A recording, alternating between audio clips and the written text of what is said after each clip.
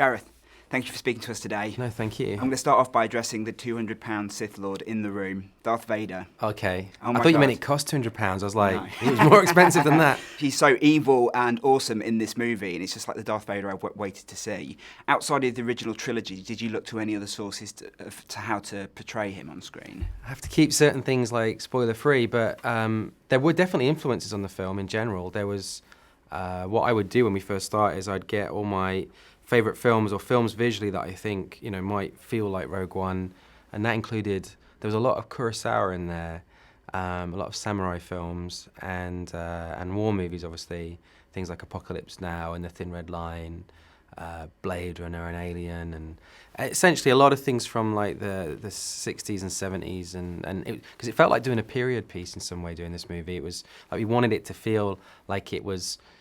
There was nothing in the film that couldn't have been done like in 1977 in terms of the production design and the graphics and things like that. There's two names in the credits for him beyond the voice. Right. And I wonder why it takes two actors to bring him to life. We have Spencer, who played him in certain moments, and then Dan did some other moments that I can't get into.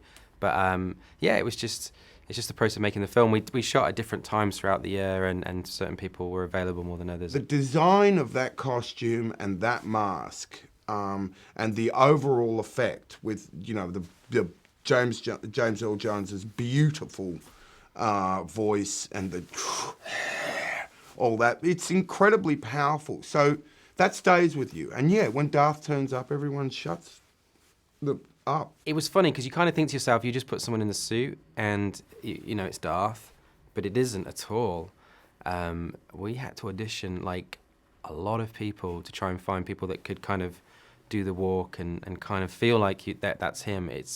And you can't teach it either. Like, you can watch it to death, but I have a newfound respect for Darth. He's a mixture of different ingredients. There's the music, there's the and then there's James Earl Jones, there's the design. The original helmet was done in clay, and obviously nowadays you do everything in computer, so we put all the fingerprints back in to make it feel like the original more, and things like that. And it's only when you get everything combined that it's Darth Vader. If one thing's missing, it just felt wrong.